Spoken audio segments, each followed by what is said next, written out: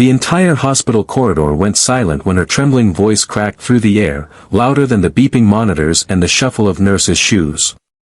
"Please, please, save my daughter." The sound wasn't just desperate, it was raw, the kind of cry that made even strangers stop in their tracks. Doctors looked away. Families in the waiting room froze. And the billionaire who had come there for reasons no one could have guessed, he looked up, and for the first time in years, something in his chest stirred.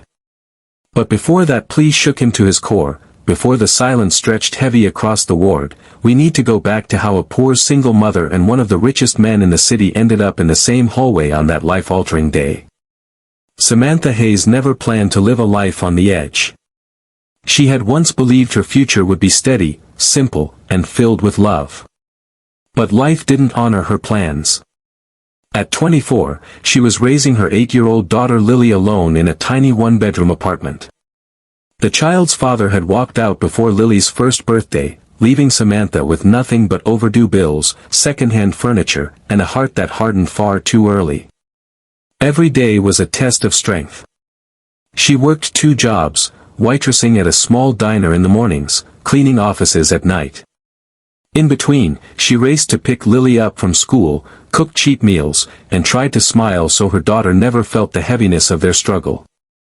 But the worry never left her eyes. One spring afternoon, Samantha's life broke apart in a single phone call. The school nurse said Lily had collapsed during recess. Panic sent her racing through red lights until she burst into the ER, only to see her little girl pale and hooked up to wires. The diagnosis came like a knife: Lily had a rare congenital heart defect. Without surgery, she might not survive the year.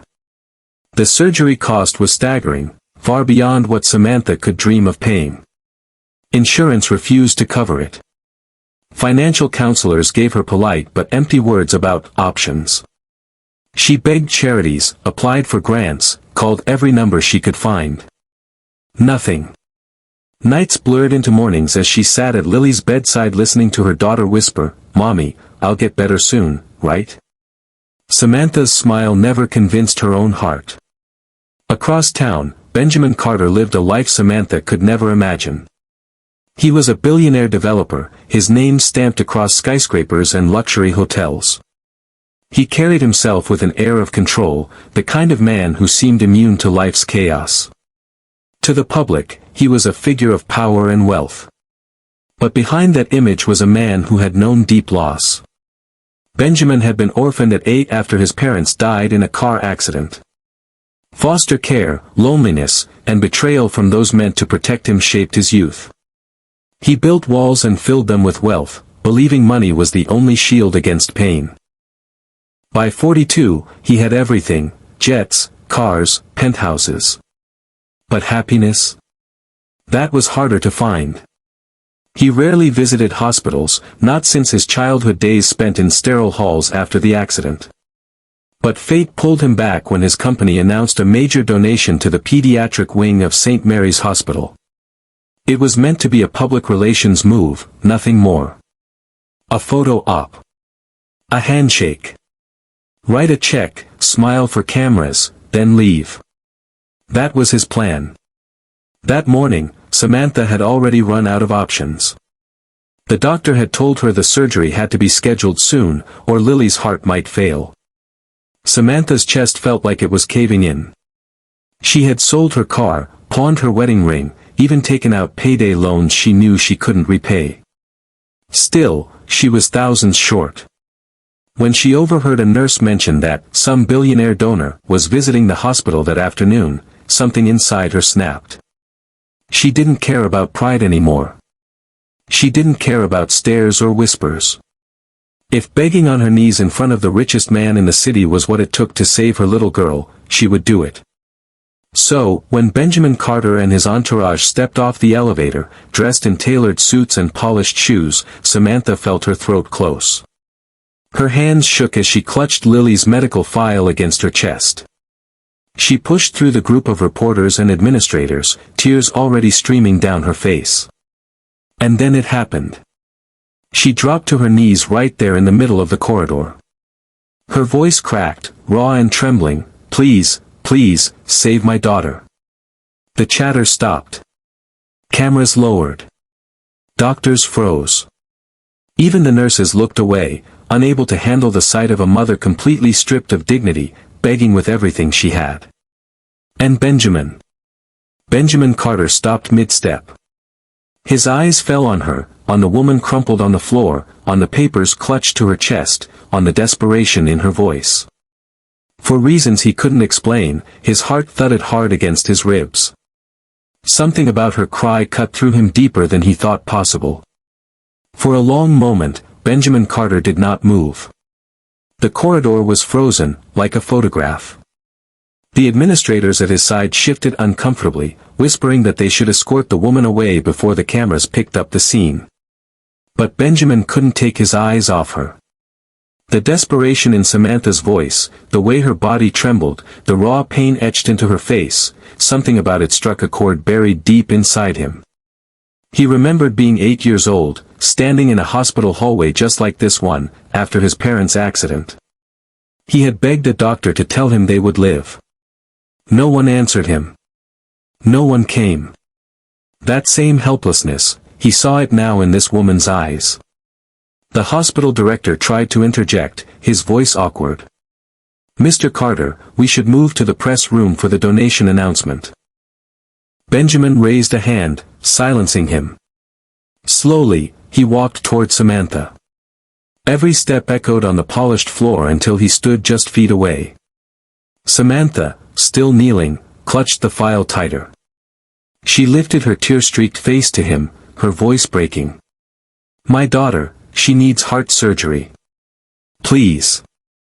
I've tried everything. I'll work for you. I'll clean your buildings, I'll do anything. Just don't let her die." The words pierced the billionaire's guarded soul. He knelt down in front of her, shocking everyone. Reporters clicked cameras, nurses exchanged startled glances. Benjamin gently took the file from her hands. He opened it, scanning the medical documents. He wasn't a doctor, but the highlighted words and stamped letters, "surgery required, urgent," were clear enough. "What's her name?" he asked softly. "Lily," Samantha whispered. "She's 8. Benjamin nodded, his jaw tightening. He closed the file and stood, his voice firm. "Take me to her." Samantha gasped, unsure if she'd heard correctly. The hospital director began to protest again, muttering about privacy, but Benjamin's glare silenced him. Samantha scrambled to her feet and led him down the corridor, her hands shaking as she pushed open the door to Lily's room. Inside, the little girl lay propped against pillows, her skin pale, her chest rising slowly with each breath. Tubes and monitors surrounded her, beeping steadily. But when Lily turned her head and saw her mother with a stranger, her lips curled into a weak smile. "Mommy," she whispered, her voice fragile, "who's this?" Samantha's throat tightened. Before she could answer, Benjamin stepped closer. Something inside him softened at the sight of the child, so small, yet fighting so hard. "My name's Benjamin," he said gently. "Your mom wanted me to meet you." Lily blinked at him, her eyes a striking shade of blue. "Are you a doctor?" Benjamin swallowed hard. He wished he could say yes. Instead, he reached for her hand. "No. But I'm someone who can help." The room went quiet. Samantha covered her mouth, sobs threatening to escape. For the first time in months, she felt a flicker of hope. Benjamin straightened and looked at the attending physician. "How soon can the surgery be scheduled?" The doctor hesitated, clearly stunned by the billionaire's sudden involvement. If funding is secured, we could move quickly. Within days. "Then schedule it," Benjamin said firmly. "And send the bill to me." Gasps rippled through the room. Samantha dropped into a chair, tears streaming down her face. You would really do that?" Benjamin looked at her, his expression unreadable. "No child should suffer because of money." His voice cracked slightly, though he tried to mask it. "I'll take care of everything." Samantha covered her face with her hands, sobbing harder now, but these were tears of relief. Lily, sensing the shift, squeezed Benjamin's hand weakly. "Thank you," she whispered. Benjamin forced a smile. "Get some rest, kiddo. You've got a big surgery coming up." But even as Samantha clung to her daughter with renewed hope, Benjamin stepped out into the hallway, his chest heavy. He had just committed to saving a life, and for reasons he couldn't explain, it felt different than all the donations he'd ever made.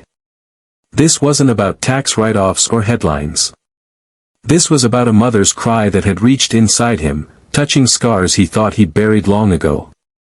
As he leaned against the wall, memories of his parents' accident flooded back. The loneliness. The unanswered prayers. The night staring out of a hospital window, wondering if anyone cared. He thought he had locked those memories away forever. But Samantha's voice had unlocked them. And deep inside, Benjamin Carter realized this wasn't just about saving Lily. This was about saving a part of himself he had lost years ago. The days leading up to the surgery were a blur. Samantha barely left Lily's side, clutching her daughter's tiny hand as if letting go might mean losing her forever.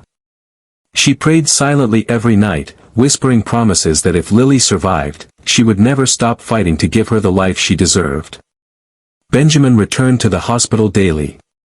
At first, Samantha thought it was just a check on the progress of the surgery arrangements. But as the days passed, she noticed something unexpected. He wasn't just writing checks. He was sitting beside Lily, reading her stories, bringing her little gifts, and asking about her favorite cartoons. He laughed when Lily teased him for not knowing the names of animated characters. Slowly, the cold, polished billionaire began to look less like a man of marble and more like someone human, someone who cared. For Samantha, it was confusing. She had always viewed people like Benjamin as unreachable, living in a world of wealth that could never touch hers. But here he was, pulling up a chair, listening to her fears, even making coffee runs when she looked too tired to stand. The morning of the surgery finally arrived. Nurses wheeled Lily down the hall, and Samantha followed close behind, her legs shaking, tears blurring her vision.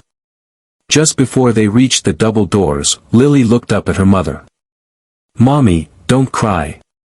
I'll be okay. Mr. Benjamin said so." Benjamin placed a steadying hand on Samantha's shoulder. "She's stronger than we know," he said softly.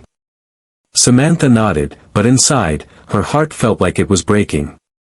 The hours in the waiting room were the longest of Samantha's life.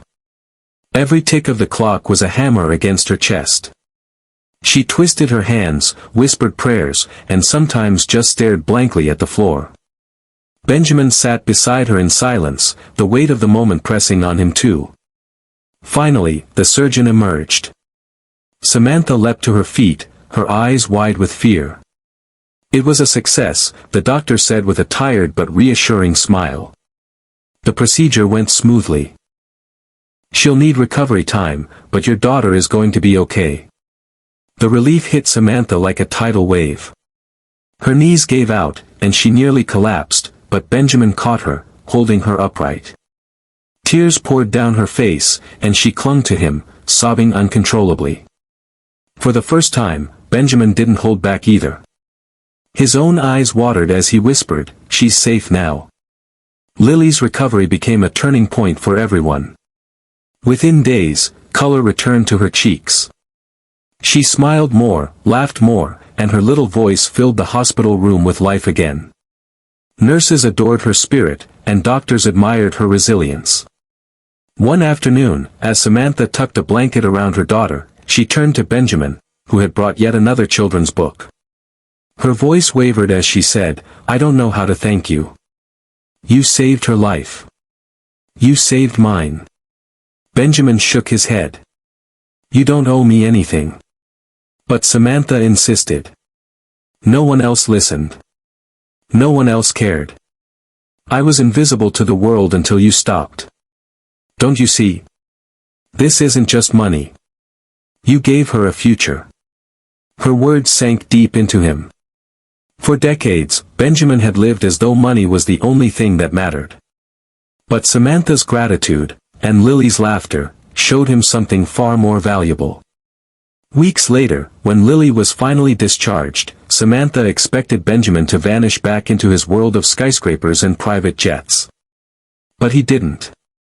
He visited their modest apartment, bringing groceries, fixing a broken window, even carrying Lily up the stairs when she was too weak. Neighbors whispered, stunned to see a billionaire walking up cracked sidewalks, holding a child's hand. For Samantha, it was terrifying to open her heart again, but Benjamin's presence was steady, patient. He wasn't just helping, he was learning how to belong. One evening, as they sat together watching Lily draw with crayons, Samantha turned to him. "Why did you help us?" "Really?" Benjamin looked at her, his expression softer than she'd ever seen. "Because once, I was that child. Alone in a hospital, praying someone would care. No one came. I promised myself if I ever had the power, I'd never let another kid feel that way. But I buried that promise under money and pride. You reminded me." Tears filled Samantha's eyes, not from sadness but from a quiet, overwhelming gratitude. Months passed, and life slowly rebuilt itself. Lily grew stronger, running and playing again. Samantha picked up extra shifts to stabilize their finances, though Benjamin had quietly ensured her bills were covered for months to come. He never boasted about it, never asked for thanks, he just showed up, again and again. And in those quiet moments, over hospital visits, school plays, and simple dinners, something bloomed between Samantha and Benjamin. It wasn't about wealth or rescue. It was about two broken people finding healing in the most unexpected place, a hospital corridor, in a cry for help. The story spread far beyond their small circle. Newspapers picked it up, reporters called it a modern miracle. But for Samantha and Benjamin, it wasn't about headlines.